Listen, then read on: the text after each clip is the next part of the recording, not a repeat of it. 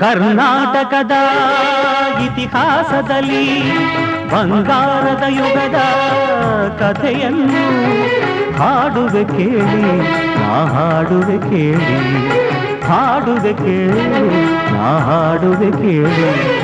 ಕರ್ನಾಟಕದ ಇತಿಹಾಸದಲ್ಲಿ